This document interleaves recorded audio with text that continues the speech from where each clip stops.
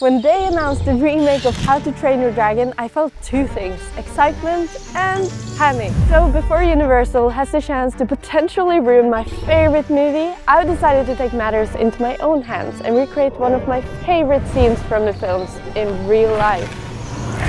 The first How to Train Your Dragon movie came out in 2010. Whoa! At that time I was only 7, running around everywhere with my iPod Nano recording everything. And I mean everything. But then, November 8th, 2010 came along. Och idag ska vi se film Dragetärnan. And from this day forward, I became completely obsessed with dragons. And the obsession never really stopped. And when I saw they were making a live action movie of How to Train Your Dragon, I knew I had to beat them to it. With so many epic moments, picking just one scene to recreate was definitely a challenge. But I eventually landed on this incredible shot. It's just something about the enormous size and majesty of it all that really fascinates me. It kind of reminds me of how I feel when standing in front of mountains. There's just this overwhelming sense of scale. Like how huge they are and how tiny I feel in comparison. But what really blows my mind is the thought that God, who created something so massive and breathtaking, also created us. And somehow we're worth so much more to him. And that's why filming this scene in the mountains was a must, and I knew the perfect spot. To reach the location, we had to walk and walk and walk for ages. It's never ending. Will end. And he was right, it did end, and we were rewarded with this incredible view. And it was just exactly what I was looking for. Just look at that view. So I set up my camera and started filming and ended up with this. I also helped my fiancé Erik with his own little dragon shot. And if you're wondering why his arm is so weird, I'll tell you more about his version later.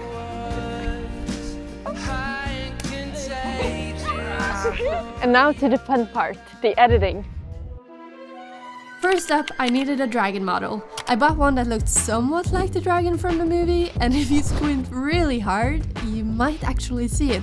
I then edited its textures to white and brown, and voila! Identical, right?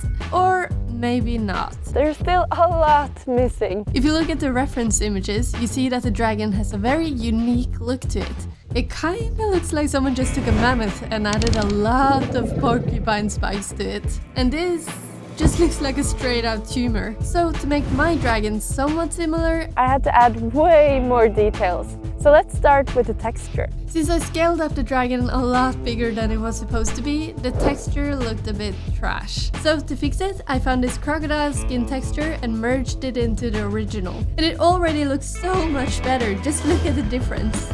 Next up were the spikes. I started by copying a few from the dragon's back and carefully placed them one by one. After that, I modeled some larger spikes and added them as well, including a few to the face for extra detail. The dragon's spikes are white at the base and brown at the tips, so I tried to replicate this effect by painting parts of the texture. Then it was time for the big horns. I duplicated the horns on top of the dragon's head and placed them on its chin. I then tweaked them a bit and added a more bone-like texture. I also added an edge so it looked like the horns fit more naturally. But you could barely see the eyes, so I made them a bit more visible and went in and edited the texture, making the pupils bigger for a more friendly look.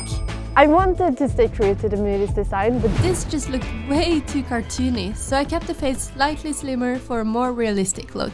As for the oversized tumor chin, well, I decided to leave that part out because I thought it looked a bit ugly, to be honest. Well, speaking of staying true to the original movie, from the trailer it kind of looks like the live-action remake followed the animated movie almost shot for shot, which in one way is super cool, but it also makes me wonder, Will the whole movie be like this? The animated series is so strong on its own. I mean, it's a masterpiece. And to be honest, I don't really see the point in having a near identical remake. Like, this could have been the perfect opportunity to bring something new to the table. And who knows, maybe they will. Personally, I would have loved to see a darker take on the story. You know, something for the older fans who have now grown up since the original. Imagine dragons with more realistic and intimidating designs and characters that actually look like historically accurate Vikings. It could have been so epic, but then again, going too far from the original would most likely upset a lot of fans, which is probably why they decided to play it safe. But for my own remake, I didn't want an exact copy, but rather have a less cartoony and more realistic look. And now it's time to bring the dragon to life. I animated the dragon to slowly rise and reveal itself. For an extra touch of realism, I also animated the spikes with some subtle motion using a noise modifier and tweaked every single one so they moved differently from each other, which took ages. But right now, the dragon's face looks like a celebrity after a lifetime of Botox. So I think it's time to make it come alive with some face animations. For lighting, I started by adding this HDRI, but since the sun in the original footage is so bright, the HDRI alone wasn't enough, and the scene needed more contrast. So I fixed it by adding a sun as well, and placed it carefully to make sure the light hit the 3D character the same way it hit me. And just look at the huge difference it made. Now I could finally hit render and hope for the best. You know that awful process when doing sound design and you have to find the sound and then download it and then find it in the folder and then drag it into the editing software, only to find out that you don't really like the sound, so you have to do it all over again. Well, that time is finally over because Artlist, who's kindly sponsoring this video, just released a new tool, which is a game changer. You can now, without ever having to actually leave the program, search for music, sound effects, and even create an AI voiceover for your video in multiple languages. And it's actually insane how good the voiceover sounds. Just check out the commercial I made last year. Do you ever wish you could just freeze time? When life's pace becomes too much, it's easy to forget the beauty that surrounds us. It almost sounds better than my own voice. And when you're done, you don't even have to download it anymore. You can just drag it directly into the timeline. They've also launched over 50 professional plugins that's compatible with every major editing software. Since I make a lot of vertical content, an effect I found super useful is their vertical to horizontal video effect. Usually I would have to duplicate the video, scale it up, add a blur effect, and then darken the background. This used to be so time consuming when I had to do it for multiple shots. But with Artlist plugin, I could just drag the effect onto the clip and boom, it's so quick. So thanks so much to Artlist for sponsoring this video. While working on this, I couldn't stop thinking about why this project felt so special and personal to me. And to understand why, I think we need to go back to where it all started. Growing up, I always felt a bit out of place. I was a quiet, awkward kid who was constantly overthinking, which I still do, but I'm working on it. And I was so terrified of saying the wrong things that I just ended up saying nothing. In other words, I was extremely shy, which led me to escape a lot into my own imagination. The only place where I didn't have to worry about fitting in or making mistakes. But then I saw Hiccup, and he didn't really fit in either. But instead of letting that hold him back, he turned his differences into his greatest strengths. Watching him go from an outcast to a dragon-riding legend made me realize that maybe my differences weren't something I had to hide. They weren't bugs, they were features, and honestly, that's a lesson I've carried with me ever since. Fast forward to today, I'm 21 and I didn't exactly take the normal route in life. Instead of outgrowing my imagination, I found a way to bring it to life with filmmaking and VFX. And yeah, I absolutely love it. But turning this idea into reality takes one final step: compositing. I started by lining up my shot to the original one and used Photoshop's generative fill to extend the image. Perfect! I then separated myself from the background using the mountain as a blue screen. Next, I brought in the dragon. It was so difficult to mask out the background behind the trees, so I decided to just paint them all out instead and rendered some new ones in Blender.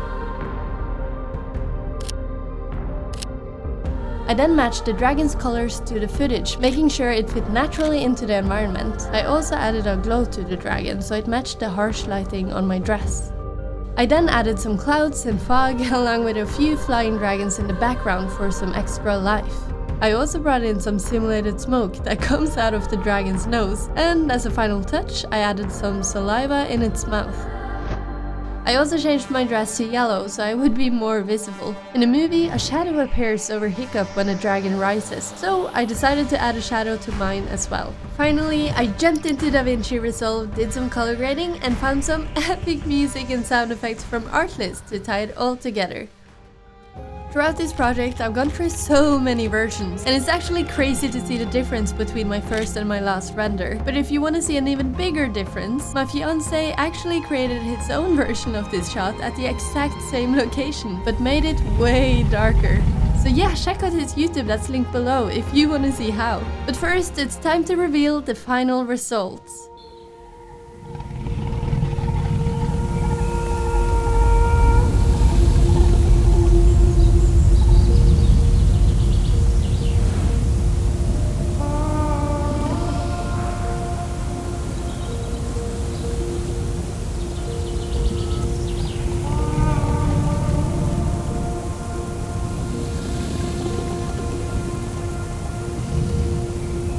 Stopped. And when I thought they were making a real life movie about the trainer dragon.